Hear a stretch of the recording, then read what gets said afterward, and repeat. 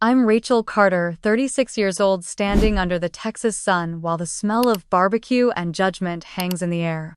You're 36, Rachel. When will you get your life together? Dad calls out, flipping burgers as the family laughs politely. My sister Madeline beams, announcing she's interviewing at Novatech next week, expecting me to clap for her. But tomorrow, she'll walk into that interview and find me sitting at the head of the table. Before I tell you what happened next, have you ever kept your success a secret just to see who people really are? I adjusted the strap of my simple navy dress, feeling every pair of eyes flick toward me as I closed the gate behind me. The Carter family barbecue was always the same, a gathering that looked perfect from the outside, complete with fresh-cut grass folding chairs in neat rows and iced tea sweating on the tables. Dad Henry Carter stood by the grill, tongs in hand, wearing the same faded Astros cap he wore every year. He was 65 now, still sharp, still opinionated, still certain he knew what was best for everyone else. "Rachel, glad you made it," he called over, but his eyes didn't smile. He flipped a burger, then glanced at me again, studying the dress I'd bought at a clearance sale last week, making sure it was respectable enough to avoid Mom's passive-aggressive comments. Mom Linda, 63, came out from the kitchen carrying a tray of deviled eggs, the kind she always made for these gatherings, the kind she pretended were just a little something, even though we all knew she'd spent the morning arranging the paprika just right. "Oh, Rachel, there you are," she said, her smile tight, her eyes already darting past me to see if I'd brought anyone this time. I opened my mouth to answer, but before I could, Dad spoke up again, his voice loud enough for the cousins clustered by the fence to hear. "You're 36 now, Rachel," he said, flipping a burger with a loud sizzle. "When are you going to settle down? Get a real plan for yourself." Silence spread across the yard like a spill, seeping into the small conversations happening around us. I felt the eyes, the pity, the smirks hidden behind polite sips of lemonade. I tucked a loose strand of hair behind my ear and nodded, pretending the words didn't land like small cuts. The truth was, I'd been preparing for this moment the entire drive over, reminding myself to keep my face calm, to let them believe what they wanted to believe. Madeline stepped forward, then her blonde hair pulled into a sleek bun that screamed success. At 34, she was everything they wanted me to be: a lawyer with a perfect record, living in a polished condo downtown with a boyfriend who worked in finance. She cleared her throat, smiling as she looked at Dad, at Mom, at the circle of relatives who leaned in as if on cue. "I have some news," she announced, pausing with the confidence of someone used to attention. "I have an interview next week for a senior position at Novatech Legal Solutions." The name dropped into the space like a stone into water, sending ripples through the family. Uncle Roy, holding a beer, let out a low whistle. Aunt Jenny clapped her hands together softly. Mom's eyes widened and she reached for Madeline's hand, squeezing it with pride that glowed across her face. "Oh, honey, that's wonderful," Mom said, her voice warm, filled with a pride I had never seen directed at me. "Novatech is growing so fast and you'd be perfect there." Madeline smiled, modest but pleased, her eyes flicking toward me for a fraction of a second as if to measure my reaction. I nodded, forcing a small smile, keeping my hands steady around the cup of iced tea I held. Dad chuckled, nodding his approval. "Now that's what I'm talking about. A real company, a real future." I felt their collective gaze shift toward me for a moment, a quick comparison, a reminder of where I stood or where they thought I stood. The air felt heavier, the sun hotter on my skin, but I kept my smile in place, pressing my thumb against the condensation on my cup to ground myself. Madeline turned back to Mom, launching into a detailed description of her application process, the partner who had recommended her, the prep she was doing for the interview. They listened with rapt attention, nodding, adding small comments about how proud they were, how much sense it made for her to take this next step. I took a small sip of my drink, letting the cold slide down my throat, tasting the sweetness, feeling the quiet hum of the backyard around me. I stood there listening, smiling, letting them continue to believe I was the lost one in the family. A breeze moved through the backyard, carrying the scent of grilled onions and smoky ribs, but it couldn't clear the heaviness that settled after Madeline's announcement. She kept talking, her hands moving in practiced gestures, explaining how she planned to structure her answers, how she had already mapped out the company's recent cases to impress the interview panel. Mom nodded, eyes shining, and squeezed Madeline's arm. "That's my girl. Always prepared, always pushing for more." Dad flipped a burger, glancing over with a small, satisfied smirk. You see, Rachel, that's how you move up. Madeline's always thinking ahead. I shifted my weight, feeling the wooden deck press against the soles of my flats. The heat pressed against my back, but I kept my face calm, letting the moment pass without a word. Madeline's laugh rang out clear and confident as she told Mom how Novatech was expanding rapidly, how getting in now could mean a fast track to partner-level work in a few years. You know, I'm really excited, she said, brushing a strand of hair behind her ear. They're cutting edge, Mom, really at the front of tech and law. It's the future. I'm so proud of you, honey, Mom said, her voice warm. You always make the right choices. The words were gentle, but they landed between us like a barrier, an invisible reminder of where I stood in this family's eyes. I set my cup down on the patio table, feeling the water ring it left behind, a perfect circle on the glass. Madeline glanced at me, her blue eyes bright, her smile a touch too wide. You'll find something that fits you too, Rach. Maybe a smaller firm or even an office assistant role. You're good with people. The words were meant to sound kind, helpful even, but they cut sharper than if she had stayed silent. I raised my eyebrows, forcing a polite laugh, and nodded. Thanks, Mads. I'll keep that in mind. She didn't notice the edge in my voice, already turning back to Mom to continue her story, describing the outfit she planned to wear for the interview down to the subtle earrings that would say professional without trying too hard. Dad called out burgers already in that booming voice he used when he wanted to change the subject. Plates and hands moved quickly, paper napkins fluttering the air, filled with the clatter of tongs against the tray.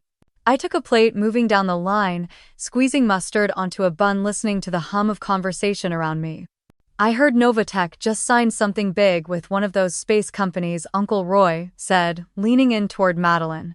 SpaceX, yeah, Madeline replied, her voice lifting with excitement. They're doing legal structuring for their satellite expansions. It's exactly the kind of company I want to be with. I took a bite of my burger, chewing slowly, letting the words swirl around me.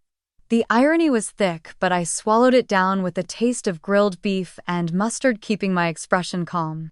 They're lucky to even get her in the door, Dad said, wiping his hands with a napkin. Not many people can keep up with Madeline. Mom laughed softly, touching Dad's arm. She's always had a bright future. The words rolled over me, each one a small wave of dismissal I let wash past. My phone buzzed in my pocket, and I pulled it out, glancing at the screen. A message from Thomas, my COO, confirming the meeting with SpaceX was finalized for Monday. I locked the screen, slipping the phone back into my pocket, my fingers brushing against the fabric as I closed my eyes for half a second. Madeline's voice rang out again. Rachel, are you even listening? She laughed, tossing her hair back. We were just saying maybe you'll finally find something that sticks this year. The laughter that followed was light, but I felt the burn behind my ribs, the way the words hit a place that used to hurt but no longer did. I smiled, letting my eyes rest on hers. Maybe I will. She nodded, satisfied, turning back to Dad, who had started explaining how he'd gotten the grill to the perfect temperature for the burgers. I stepped back, letting the voices of my family fill the space, letting them continue their stories, their assumptions, their pride. The sun was dipping lower now, turning the sky a warm gold as it caught the edges of the fence. I took another sip of my drink, letting the cold slide down, grounding myself in the moment. They could keep believing I was the lost one, the disappointment, the sister who couldn't quite figure it out. Because in a few days Madeline would walk through the glass doors of Novatech, resume in hand, confidence in her step, ready to claim the future she believed was hers. And she would see me sitting at the head of the table waiting. Most people assumed I was drifting through life, hopping between ideas that never went anywhere, another restless soul who couldn't settle.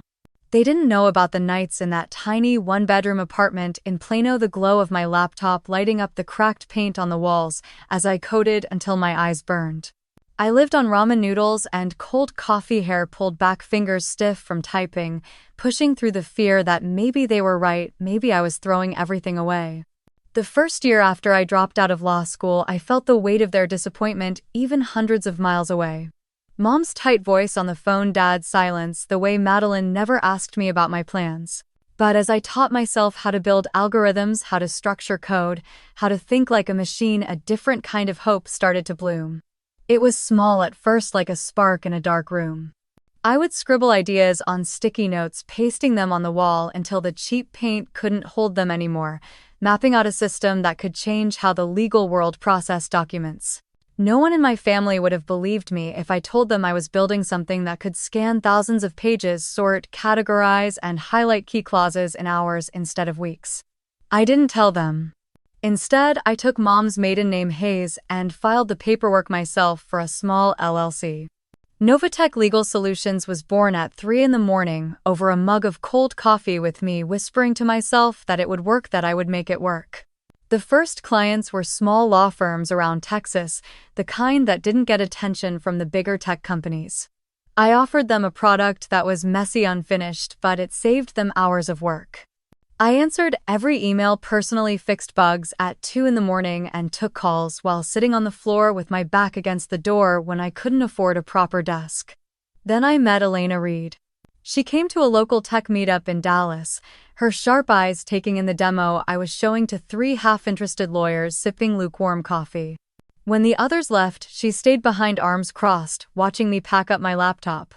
"You built that system yourself?" she asked, her voice calm but carrying the weight of someone used to being heard. "Yes," I said, my voice shaking a little, hoping she couldn't see how thin my confidence really was. "It's rough," she said, looking at me directly. "But it's smart."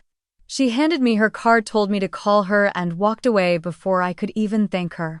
2 weeks later, she wired $500,000 into Novatech's account, and I could finally hire 2 junior developers to help me fix the system, clean the code, prepare for the clients I was about to chase down. I moved Novatech from my apartment to a small office in Houston, then to Austin, then New York. Every move felt like tearing off a piece of who I used to be, replacing it with someone who could walk into a room and speak with certainty. Our team grew from 3 to 50, then to 300. I learned how to pitch to investors, to negotiate contracts, to say no without apologizing. I learned how to walk into a boardroom, sit down at the head of the table, and let the silence work for me. Just last week, I signed a $50 million contract with SpaceX to manage and process their expanding legal documents for satellite launches. They shook my hand, called me Miss Hayes, asked me about the vision I had for Novatech's next 5 years, never once questioning if I was old enough, if I was serious enough. They didn't know the hours I spent coding in the dark, the ramen dinners, the fear. And now, as Forbes prepared to run a feature on Novatech the morning of Madeline's interview, I could almost hear Dad's voice in my head telling me to get a real job. I smiled to myself, knowing the world would find out before he did. The screen of my phone lit up with a message from Thomas, my COO, confirming the final logistics for the Monday meeting with SpaceX. I typed back quickly, thumb moving fast, approving the agenda and reminding him to keep the team small for the initial tech handoff. I set the phone down, leaning back in the leather chair of my home office, looking out at the Houston skyline glowing under the evening sky. They had no idea. Mom still thought I spent my days answering phones for a tech help desk, scraping by while figuring out what I wanted. Dad still assumed I was drifting, too stubborn to admit I needed structure. Madeline, well, she thought she was the star, the lawyer. Everyone admired the one on track while I was left behind. They didn't know how many nights I'd stayed up reviewing contracts worth more than Dad had made in a decade.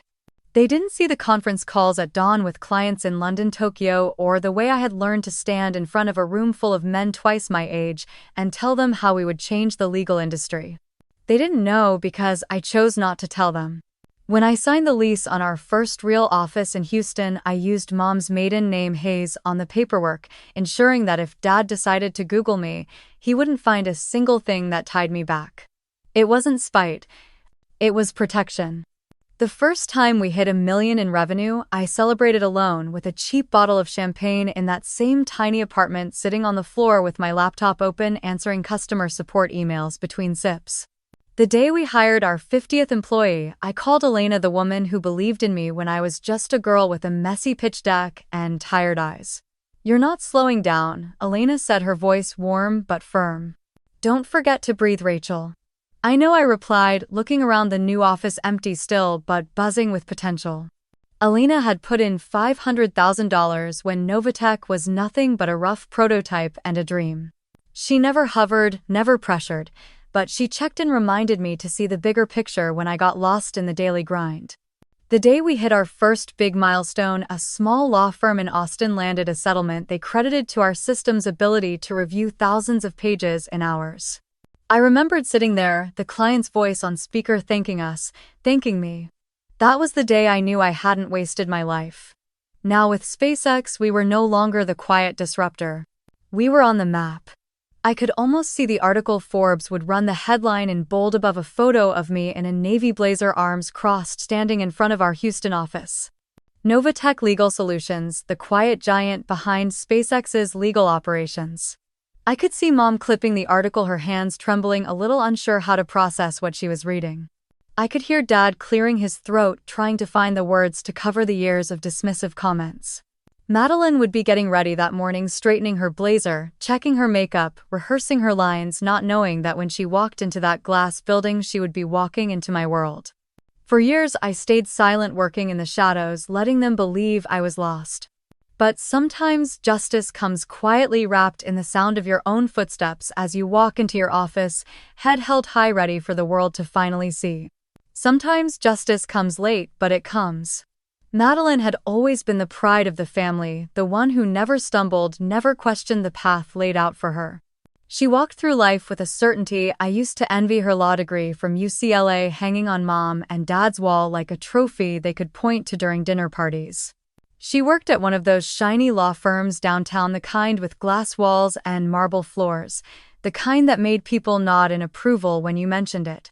Meanwhile, I was the reminder of what they considered failure, the daughter who quit law school, the one who didn't follow the plan. They never saw the nights I spent building something real while they praised Madeline for her promotions and her neat little life. I was sitting on the back porch, letting the evening air cool the heat that still clung to my skin from the afternoon when Madeline found me. She slipped out through the sliding glass door, closing it softly behind her like she was stepping into a different world for a moment. "Mind if I sit?" she asked, not really waiting for my answer before pulling out the chair beside me.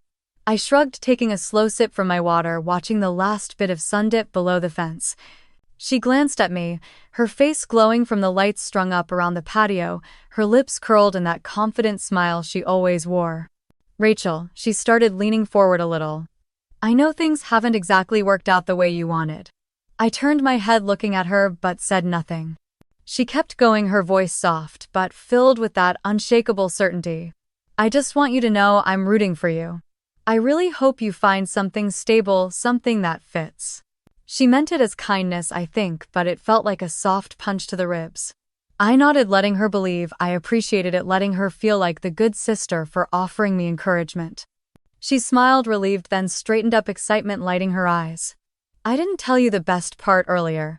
I raised an eyebrow, waiting. "I got a call back from Novatech," she said, her voice bubbling with pride. "They were really impressed with my application. It's a senior position and they're expanding so fast. It's the perfect next step." She paused, watching me for a reaction, her eyes searching for the envy she expected to find. I let a small smile touch my lips, nodding. "That's great, Mads." She laughed lightly, brushing her hair behind her ear, confident and satisfied. "I know, right? It feels like everything I've worked for is finally aligning. They're doing huge things over there." I leaned back, letting her words settle, letting her continue in her bubble of triumph. She kept talking about her interview prep, how she was planning her answers, what she would wear, how this would position her perfectly for partnership in a few years. I listened, letting her voice fill the quiet, noticing the way she glowed under the string lights, the way she believed with every fiber that she was walking into her destiny. Inside, I felt something unexpected, something I hadn't felt in a long time when it came to Madeline. Not anger. Not jealousy. Pity. Because she didn't know. She didn't know the company she was bragging about was mine, that the role she was preparing for would lead her to sit across from me. She didn't know the world she was so eager to join was one I had built brick by brick, line by line of code, sacrifice after sacrifice. She didn't know, and for the first time I felt free from needing her to know. Madeline's phone buzzed, and she glanced at it, smiling as she typed a quick reply, her fingers moving fast. She stood up, giving my shoulder a light squeeze, the gesture almost maternal. "You'll get there too, Rachel. Don't give up." I nodded, hiding a small laugh that threatened to slip out. She walked back inside, her head high, the door closing softly behind her. I stayed there letting the quiet return, the stars blinking above me as the last of the day's heat faded from the boards beneath my feet. I pulled my knees up to my chest, resting my chin as the cicadas hummed in the dark, filling the silence Madeline left behind. Inside, I could hear laughter, forks clinking on plates, the easy comfort of a family that believed everything was exactly as it should be. I closed my eyes, remembering the day I told Mom and Dad I was leaving law school. Dad's face had gone red, the vein in his temple pulsing as he paced the living room, hands clenched. "No, Morgan has ever quit anything." "Rachel," he'd shouted as if the family name would crumble because I refused to live in a courtroom. Mom had just stood there, her arms crossed tight, her eyes hard. "How do you expect to survive without a real plan?" "I did survive. And more than that, I built something they could never understand, something that mattered. But none of that would ever be enough for them because it wasn't the plan they chose." A mosquito landed on my arm, and I brushed it away, the sharp sting grounding me in the present. The back door creaked open, and I turned my head as Madeline stepped out again, hugging her arms against the breeze. She walked over and sat down, glancing at me, a small smile on her lips. "You're always out here alone, you know," that I gave her a small shrug. "It's quieter out here." She looked down at her hands, picking at her nail polish, before glancing back up at me. "I meant what I said earlier," she continued, her voice softer now. "I really do hope you find something steady, something that makes you happy." I let the words hang there, studying her face under the porch light. She believed it, truly believed she was helping, that she was being kind. "I know," I said quietly, taking a breath. Her shoulders relaxed, and she nodded, the tension leaving her posture as if she had completed a duty she set for herself. "I think Novatech will be the place for me," she said, her eyes lighting up again, the confidence sliding back into place. "They're doing incredible things. I've been reading about them, their tech, their growth. They're exactly the kind of company I need to be at to move up." I watched her, the way her excitement bubbled out in every word, her hands moving as she spoke, painting a picture of a future she was so sure was waiting for her. "They're expanding into space law. Did you know that?" she continued, her voice quickening. "They just signed a huge deal with SpaceX. I can't even imagine being part of something like that." I nodded, letting a small smile touch my lips. "Sounds like a big step." "It is," she said, her grin wide, her eyes shining with that glow she always carried when she talked about herself. "And they're impressed with me. They said my background is exactly what they're looking for." She laughed lightly, leaning back in her chair, looking up at the stars. "This is it, Rachel. This is what I've worked for." I looked at her, seeing the little sister who used to follow me around the yard, clutching a stuffed rabbit, begging me to push her higher on the swing. Now she was a grown woman, so sure of her place in the world, so certain that she was untouchable. I felt something shift inside me then. Not anger, not resentment. Just a soft ache of pity for how hard she was trying to prove herself to everyone, never once stopping to wonder what she truly wanted. Her phone buzzed, lighting up her face as she picked it up, her smile widening. She typed quickly, her thumbs flying, before glancing at me with a teasing smile. She stood, slipping her phone into her pocket, brushing off her jeans. "Get some sleep, Rachel," she said, reaching over to give my shoulder a light squeeze. "Tomorrow's a new day." She turned and walked back inside, the door closing softly behind her, leaving me in the quiet once more. I pulled my phone from my pocket, the screen lighting up with a new message from Madeline. "Hey, quick question," it read. "Do you know anything about Novatech? I hear they're about to explode."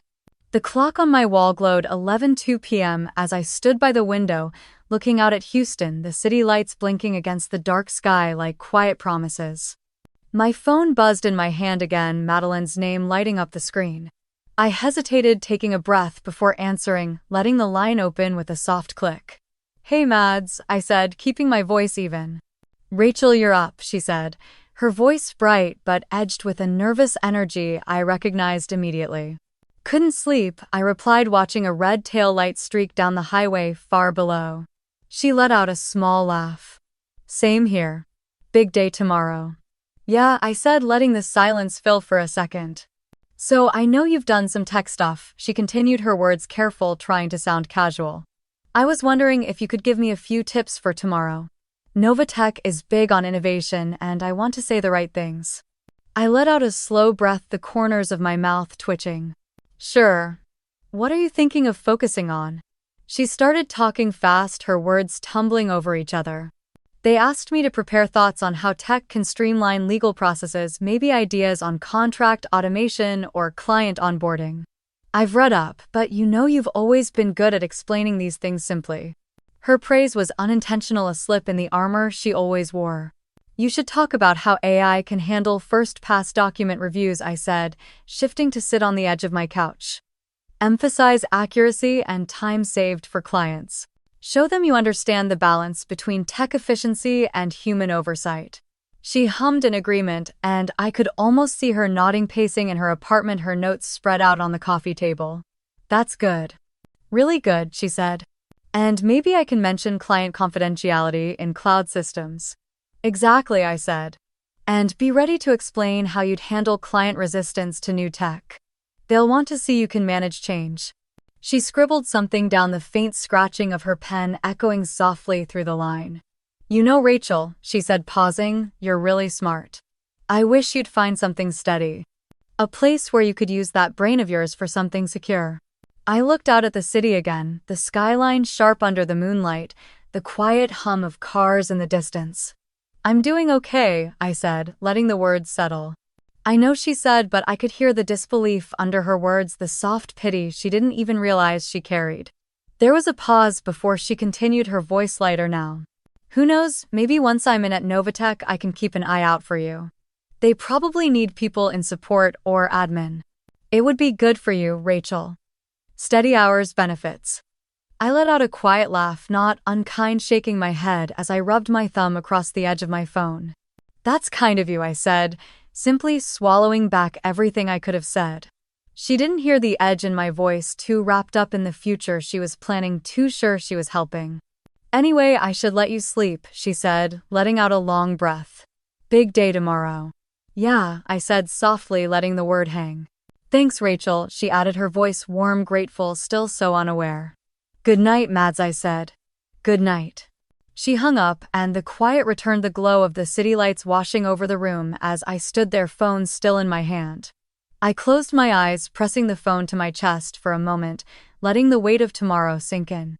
I opened my eyes and placed the phone on the coffee table, its screen going dark against the reflection of Houston's lights in the window. The quiet felt heavier now, wrapping around me as I moved to the kitchen, pouring water into a glass, letting the cold bite against my fingers. My mind replayed her voice, bright and sure, listing the points she would highlight, the way she would smile, the way she would walk into Novatech like it was already hers. She didn't know she would see me first. I carried the water back to the couch, sinking into the cushions, pulling my knees close as I stared out at the blinking lights across the skyline. My phone buzzed again, lighting up with a new message. Thanks again, Rach. You're the best. I didn't reply. Instead, I let my mind drift back to when we were kids, Madeline in pigtails always asking me to tie her shoes before we ran out to the yard to chase fireflies. She always wanted to follow, always wanted to catch up, until one day she didn't need to anymore. She became the golden child, the lawyer, the perfect daughter, the one who fit the mold so well it became her skin. I let her have it. It was easier that way. My eyes drifted to the file folder on the table, the Novatech logo stamped on the corner, Madeline's resume inside, the one she didn't know I had read hours before she called.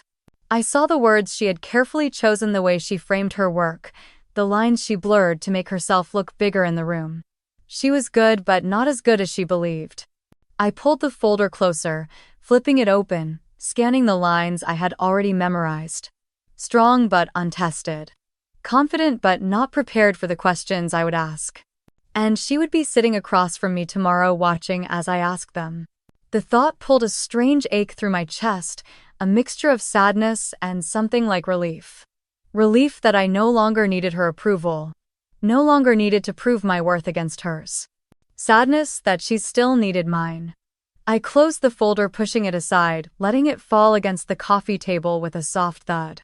The city lights blurred for a moment as I blinked, letting the emotion pass, letting it settle into the quiet that I had learned to live with. I stood and walked to the window, pressing my palm against the cool glass, watching the reflection of myself in the dark. 36 years old, CEO of a company about to close another round of funding, about to sign new contracts that would shift entire industries. And tomorrow, I would sit across from my sister, the golden child, as she tried to prove herself in a world she didn't know was already mine. I turned away from the window, letting the lights of Houston fall behind me as I headed to bed, the echo of her voice still in my mind. Maybe I can get you in too, Rachel. Something steady. I lay down the sheets cool against my skin, pulling the blanket up to my shoulders. Tomorrow, I thought, closing my eyes as the quiet swallowed the last of the city's noise. Tomorrow, I will be the one interviewing my sister. The elevator doors slid open on the 38th floor, the morning light pouring across the marble floors of Novatech. Madeline stepped out, navy blazer sharp against her frame, a leather folder clutched in her hand, her heels clicking with confidence. She was scanning the lobby, her eyes bright with nerves until they landed on me. And stopped. Her mouth opened, closed, opened again, confusion flashing across her face as she took a hesitant step forward. Rachel, she whispered, her voice cracking as she tried to keep it steady. I didn't move from where I stood near the glass wall. The skyline of Houston stretched out behind me.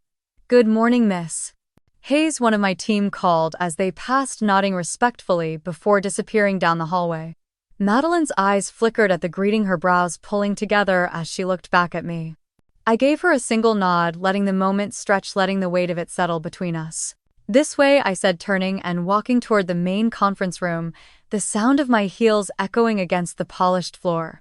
I didn't look back, but I could hear her following, her steps slower, now measured, the confidence she wore like a second skin starting to crack.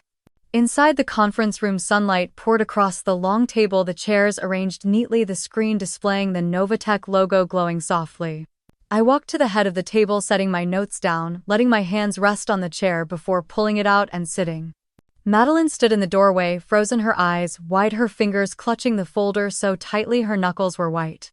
Please have a seat, I said, my voice calm, even the tone I had used in every high-stakes meeting I had led. She stepped forward, her movements stiff, lowering herself into the chair across from me.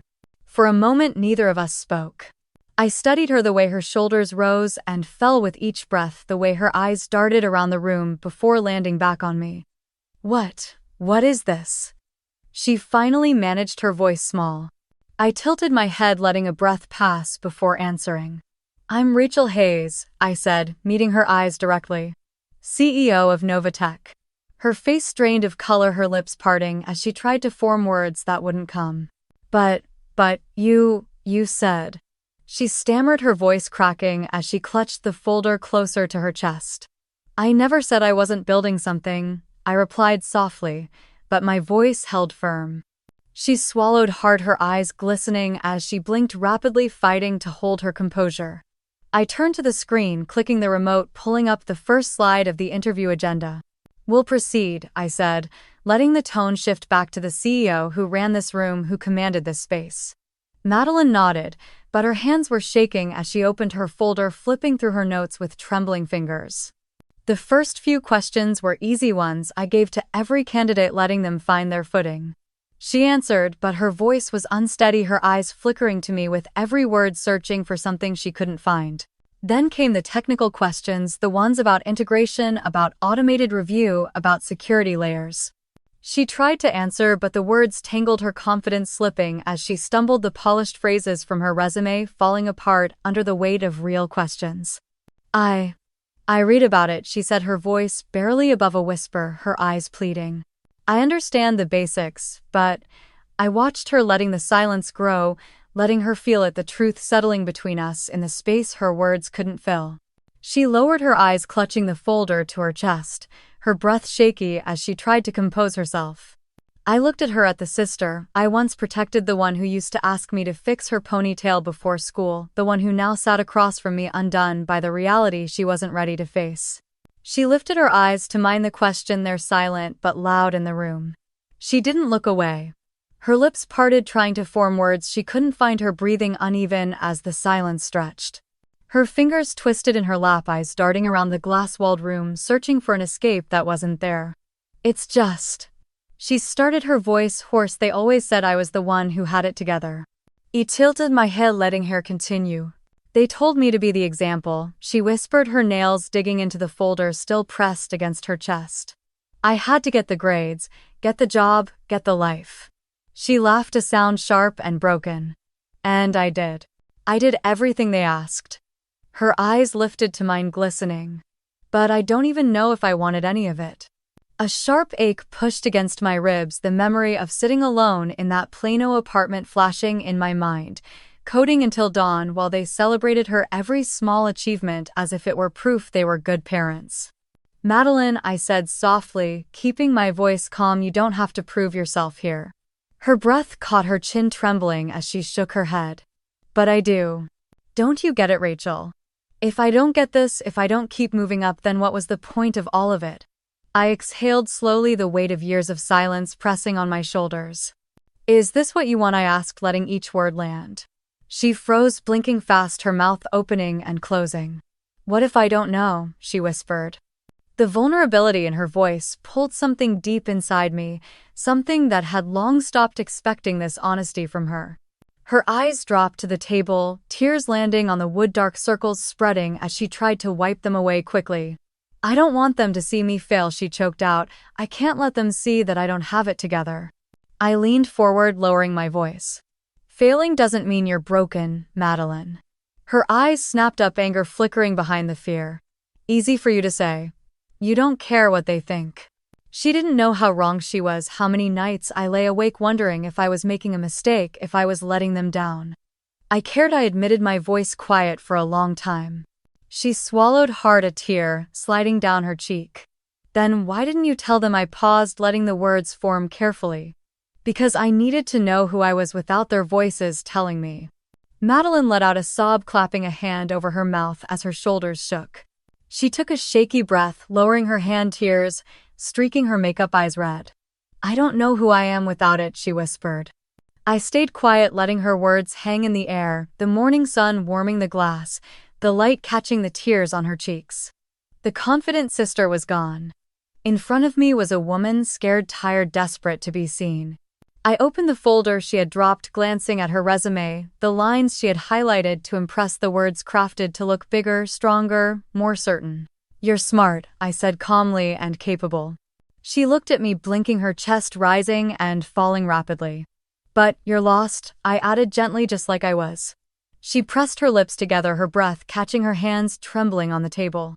Madeline, I said, letting the pause draw her eyes back to mine, do you really want this job? I watched her, the moment stretching, her pupils shaking as they met mine.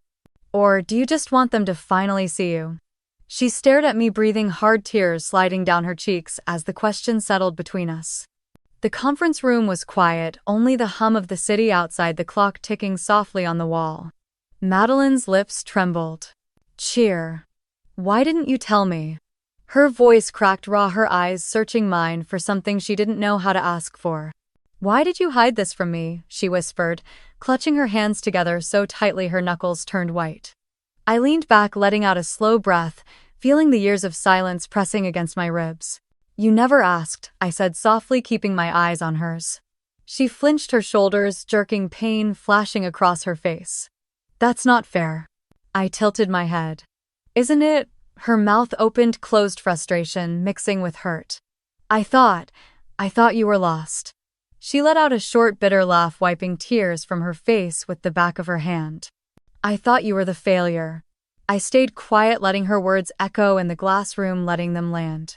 Madeline shook her head, her eyes red, her breathing ragged. And I walked around so sure of myself, thinking I was better, thinking I had it all together. She looked away, blinking hard. I judged you.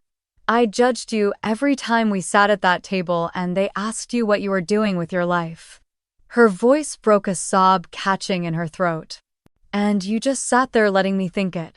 I swallowed, feeling the sting behind my eyes, the memory of every family dinner where I smiled while they praised her, where I let them think I was nothing. It was easier to let you believe it, I said quietly. Her head snapped toward me, anger and pain flashing. For who, Rachel? For who was it easier? I took a slow breath, steadying my voice. For me, for you, for them. She let out a choked sound, half laugh, half cry, wiping tears that kept coming. Do you even love what you do? I asked softly, watching her face. Madeline froze, her eyes widening as if I had struck her. I don't know, she whispered, her voice so small it barely reached me. She sank back in the chair, shoulders slumping, her hands falling into her lap, palms up empty. I hate it, she said, the words tumbling out quick, sharp. I hate law, I hate the pressure. I hate that I can't breathe, that I have to smile and pretend I'm perfect. Her face crumpled as she covered it with her hands, her sobs muffled against her palms. I'm so tired, she whispered, her body shaking as the words broke free. I stood, moving around the table, kneeling beside her, placing a hand on her arm, feeling the tremble under her blazer. You don't have to live their dream, Mads, I said, my voice low, steady, meant only for her. She dropped her hands, tears streaking her face, eyes swollen, looking at me like she was seeing me for the first time. But if I don't, she said, her voice cracking, then who am I? I held her gaze, letting the question hang, knowing I didn't have the answer she wanted. Her shoulders shook as she took a shuddering breath, wiping her face with the sleeve of her blazer. I don't want this job, she whispered, her voice breaking. But I don't know what I want. I squeezed her arm gently, feeling the truth of her words, settled deep in the quiet between us, the world outside, moving on while she finally let herself stop pretending. She wiped her eyes again, her breath coming out in shaky bursts, trying to gather herself. I don't even know who I am if I'm not the perfect one, she whispered, staring down at her trembling hands. I sat on the edge of the table, letting the soft hum of the air vents fill the quiet between us. You don't have to be perfect to be loved, I said, my voice calm. She let out a short, bitter laugh, shaking her head. Tell that to Mom and Dad. I tilted my head, watching her. Have you ever told them what you really want? She glanced up, her eyes wet, confused. I don't know what I want. The truth in her voice was like a crack in glass spidering out until the image she'd built shattered. I leaned forward, elbows on my knees, keeping my eyes steady on hers. Then maybe that's where you start. Madeline shook her head, tears falling again, dropping onto her skirt. They'll never understand. I exhaled, remembering every dinner where they praised her internships, her GPA, her career moves, while I sat silent, letting them believe their story about me. They might not, I admitted, but that's not your fault. She sniffed, swiping at her tears. I thought I was helping them. Making them proud. You did, I said softly. You've done that your whole life. Her shoulders slumped, the weight of years pressing down. But I'm so tired, Rachel. I reached out, taking her hand, feeling how cold it was, how small it felt in mine. You don't have to carry it anymore, I told her. Her lips trembled, her eyes glistening again as she squeezed my hand back. But if I stop, what do I have left? I paused, letting her words sit, feeling the fear inside them. You have yourself, I said, my voice quiet but firm. And that's enough. She broke, sobs tearing from her as she leaned forward, hiding her face in her hands, shoulders shaking. I moved closer, pulling her into a hug, feeling her sink into me, her tears warm against my shoulder. We stayed like that, the office around us quiet, the city outside alive, while she finally let herself fall apart. She pulled back, wiping her eyes, trying to catch her breath, her face blotchy and wet.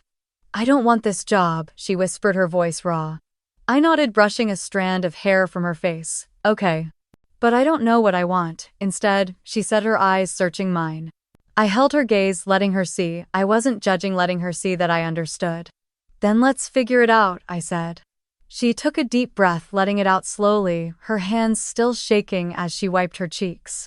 For the first time in years, she looked like Madeline, not the version she played for everyone else.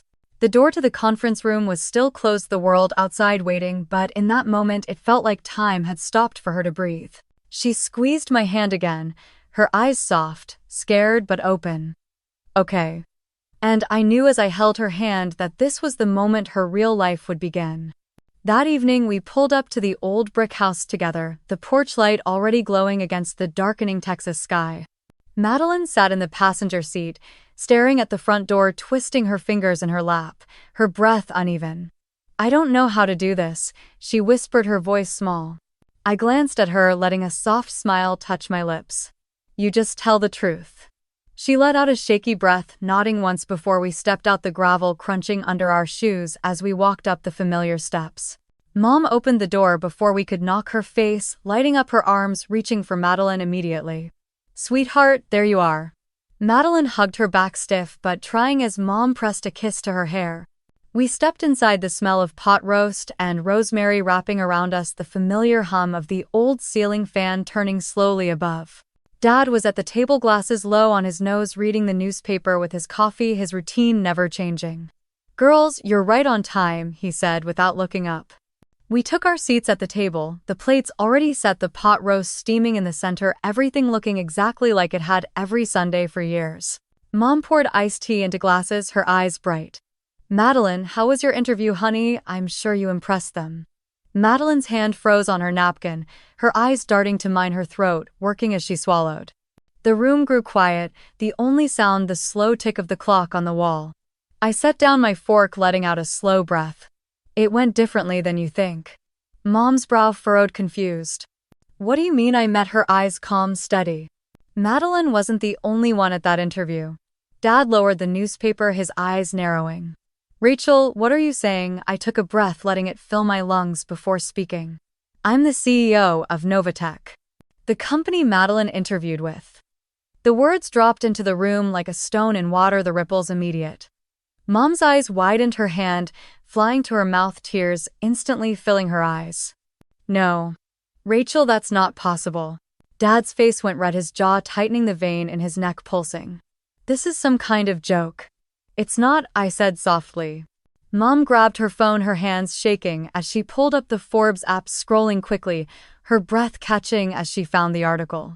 She pressed a hand to her lips, tears slipping down her cheeks as she read aloud, her voice trembling. "Novatech secures $50 million SpaceX contract under CEO Rachel Hayes." Dad's hand dropped to the table, the newspaper falling to the floor, forgotten. Mom turned to me, tears streaming, her voice breaking. "Rachel, why didn't you tell us?" I held her gaze steady, feeling years of silence, years of letting them think what they needed to think. "Because I didn't need you to validate who I am." The truth settled like dust in the room, no one moving, no one speaking. Madeline took a shaky breath, stepping closer to the table, her voice trembling. "Mom, Dad, I don't want to be a lawyer anymore." Mom's head snapped toward her, eyes wide. "What, Madeline, don't say that." Madeline's chin shook, tears in her eyes, but she didn't look away. "I never wanted this. I did it for you. For both of you." Dad opened his mouth, but no words came, his shoulders slumping as he stared at the table. Mom's face crumpled, tears spilling, her hand reaching for the edge of the table as if to steady herself. The pot roast sat in the center, steam curling up untouched, the silence louder than any argument we had ever had in this house. Madeline wiped her tears, her voice soft but clear. "I don't know what I want yet, but I know it's not this." And for the first time, no one tried to argue.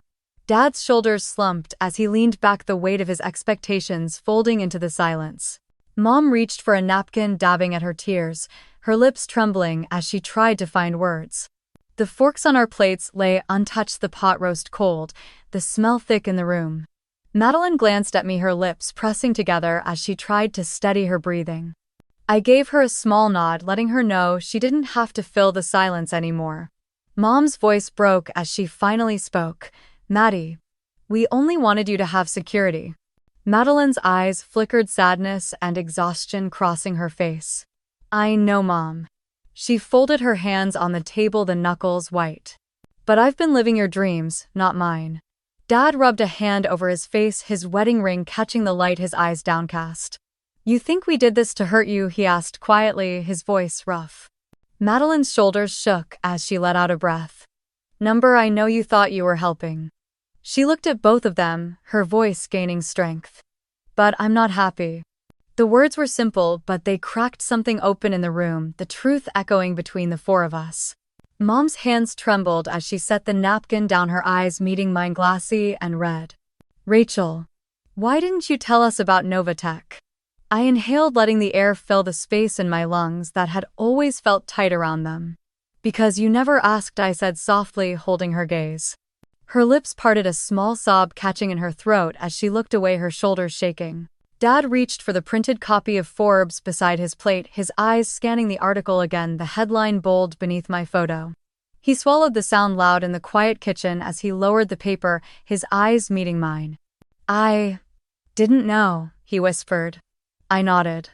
"I know." The old clock on the wall ticked each second, stretching as they absorbed the pieces of the daughters they thought they knew. Madeline reached across the table, her fingers brushing Mom's hand. "Mom, I don't want to do this anymore." Mom's tears fell again, dripping onto the tablecloth, her hands clutching Madeline's. "Then don't, baby." Madeline's face crumpled, relief and fear mixing in her eyes. "But I don't know what I'm supposed to do now." I reached over, placing my hand on top of theirs. The three of us connected, the warmth steady. "You figure it out," I said, keeping my voice calm. "On your terms." Dad let out a shaky breath, his eyes softening as he looked at Madeline. "And we'll try to understand." Madeline's tears came again, but her smile was small, real, breaking through the exhaustion. Mom's hand lifted, brushing a tear from Madeline's cheek, her lips quivering. "I'm sorry we didn't see it." Madeline closed her eyes, leaning into Mom's hand, her breath steadying as she let herself be seen. For a moment, it was quiet, the four of us sitting there, the clock ticking, the cold dinner forgotten. Then Dad reached for his water, his hand still shaking as he took a sip, setting the glass down carefully. He looked at me, his voice low, resigned. "You built something incredible, Rachel." I nodded once, the years of silence between us no longer heavy. "Thank you." He picked up the Forbes article again, reading the last line, his eyes lingering on it. Setting it down, he let out a breath, his shoulders dropping as he finally lifted his eyes. And for the first time, there was no lecture, no questions, no defense, just the truth sitting quietly in the room as Henry Carter lowered the paper, his eyes tired, his voice gone, with nothing left to say. The quiet in that kitchen felt like the first honest breath any of us had taken in years. Madeline let out a slow sigh, wiping her eyes with the edge of her sleeve, her shoulders dropping as if she had just put down a weight she'd carried for too long. Dad set the paper aside, rubbing a hand over his face, the lines at the corners of his eyes deeper in the soft light above the table. Mom pressed her lips together, twisting her wedding ring, blinking hard to hold back the tears that kept coming. No one moved to clear the dishes or pretend that dinner could continue. We just sat there, letting the truth settle around us like dust in sunlight. I reached for my glass of water, taking a sip, the coolness grounding me as I glanced at Madeline. She met my eyes, her lips pulling into a tired, real smile, the kind that comes when there is nothing left to hide. "I'm glad it's over," she whispered. I nodded, the edges of my own lips curling upward. "Me too." Mom let out a soft sob, her hand pressing to her mouth as she turned toward Madeline. "Oh baby, we didn't know," she choked out. Madeline's eyes softened, a single tear slipping down her cheek. "I know, Mom." Dad cleared his throat, looking down at the table, his fingers drumming once before falling still. "You did good, Rachel." The words were quiet, almost lost in the hum of the old refrigerator, but I heard them, every syllable sinking in. I nodded once. "Thank you, Dad." He lifted his eyes, meeting mine with a mix of regret and something like pride. We should have asked." Mom reached across the table, her hand shaking as she touched mine, her skin warm, fragile. "You're incredible, honey." I smiled softly, squeezing her hand. "I'm still me, Mom." Tears fell down her cheeks as she nodded. "I know. I see that now." Madeline leaned back, letting out a small laugh through her tears, the sound breaking the tension, softening the room. "God, I don't even know what comes next," she said, swiping at her cheeks. I chuckled, taking another sip of water. "That's the best part." She tilted her head, her brows pulling together. "Is it?" I nodded, letting the truth warm me from the inside out. "Yeah, it really is." Dad pushed back his chair, standing slowly, the years showing in the careful way he moved. "Girls, we're proud of you," he said, his voice low but clear. Madeline let out a small sob, covering her face with her hands as she cried, but this time it was a cry of release. Mom wrapped her arms around her from the side, holding her close, tears streaming down her own face. I watched them, my heart aching and healing all at once, the years of distance closing in the softest way. Dad stepped around the table, resting a hand on my shoulder, his grip firm, steady. "Thank you for taking care of your sister," he said quietly. I looked up at him, the man who had taught me how to ride a bike, who had checked my oil before every road trip, who had never known how to say the words I needed. "You don't have to thank me," I said. "She's my sister." His lips pressed together, his eyes shining. "I know." For a moment we stood there, the four of us, surrounded by cold dishes and the fading smell of rosemary, the past heavy but no longer unbearable. Madeline lifted her head, her eyes puffy but clear. "I want to figure out what I actually love." Mom cupped her cheek, smiling through tears. "And you will." Dad nodded, his hand still on my shoulder. "We'll give you the space to do that." Madeline looked at me, her lips trembling into a soft smile. "You were right." I tilted my head, smiling back. "About what?" She took a breath, steady, free. "That there's more to life than making them proud." And for the first time I truly saw her as she began to discover who she could be. 6 months later, the Houston sun was already warm on our faces as we sat outside a small cafe, the morning air filled with the scent of roasted beans and fresh bread. Madeline tucked her hair behind her ear, a soft breeze lifting the loose strands as she sipped her iced coffee. "I can't believe I used to dread mornings," she said, her eyes following a young couple walking their dog down the street.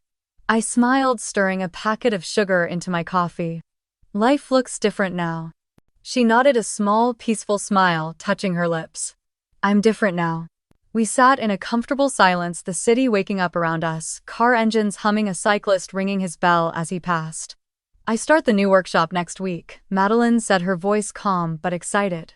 "Teaching legal tech to the teens." I raised my brows, a warm pride filling my chest. "They're lucky to have you." Her eyes flickered, a softness there I hadn't seen before. "I'm lucky to have this chance." She leaned back, looking up at the clear sky. "I spent so long trying to live up to an idea that was never mine." I took a slow sip, letting the warmth of the coffee match the warmth in my chest. "You're not alone." Her gaze came back to me, the morning light catching the gold flecks in her eyes. "What about you?" I let out a quiet laugh. "I finally used my real name on the scholarship fund." Her lips parted in surprise before her smile grew wide and genuine. "Rachel Carter." "About time." I grinned, shrugging. It felt right. She reached across the small table, squeezing my hand, her fingers warm, steady. "You did it." "We did it." I corrected, giving her hand a gentle squeeze back. She pulled her hand back, brushing a tear from her cheek as she laughed softly. "I think Mom and Dad are finally getting it." I nodded. "They're trying. Therapy helps." Madeline smirked. "Dad in therapy. I'm still getting used to that." I laughed, the sound blending with the chatter from the cafe behind us. "A lot can change in 6 months." She let out a breath, looking around as if seeing everything for the first time. "I feel like I'm actually living." I tilted my head, studying her. "You are." She looked down at her coffee, her thumb tracing the rim of the cup. "Thank you, Rachel."